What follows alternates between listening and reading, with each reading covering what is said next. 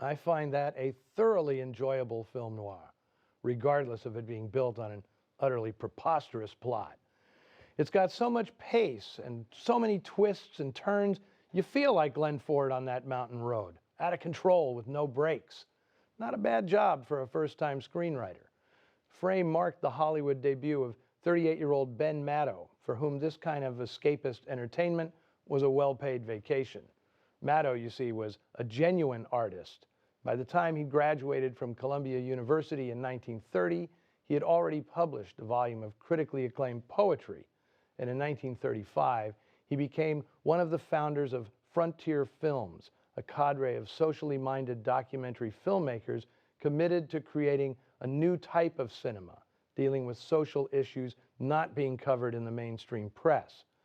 Maddow was a reporter with a camera, shaping and honing the focus of documentaries as they were being shot, and at times staging reenactments for the camera. He later called the approach cinepoetry, and what he strived for in the 1930s would decades later fill up cable TV. They aren't related, but Ben Maddow and Anthony Bourdain are soul brothers. Now, when he came to Hollywood after World War II, Maddow's intention was to score quick cash and return to his more high-minded pursuits, poetry, photography, and documentaries. But his facility with screenwriting caught the attention of some significant filmmakers, and in 1949, he found himself working on two projects of far more import than Framed. One was an adaptation for John Huston of W.R. Burnett's classic crime novel, The Asphalt Jungle. The other was Clarence Brown's take on William Faulkner's Intruder in the Dust, an expiation of racism in a small Mississippi town that Maddow ingeniously worked into a noir-stained detective story. Now, Maddow would become a legend among industry colleagues for his indifference to Hollywood fame and fortune. He turned down work on one big-budget film by telling the producer, "No thanks, I'm working on a really long poem."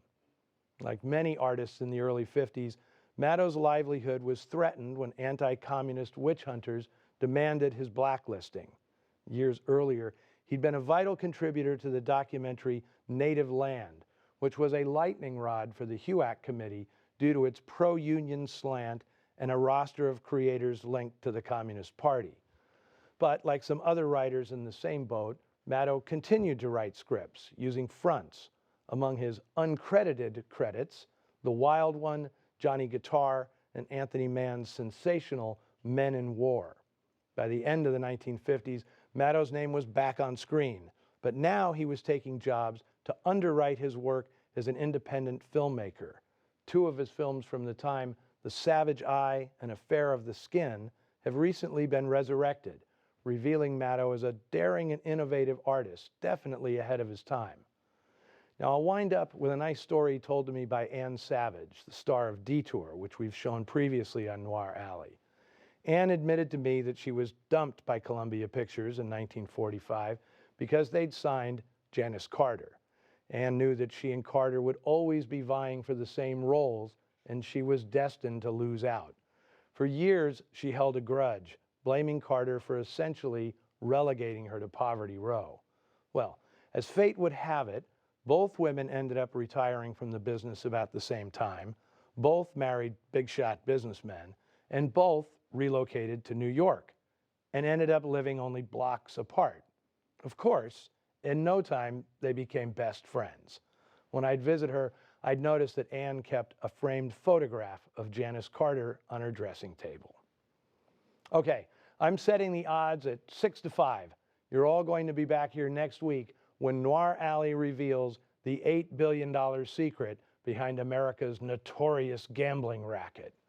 In the meantime, be sure to join us on Facebook and Twitter for all things noir. And until then, don't leave your monogrammed silk robe where it doesn't belong.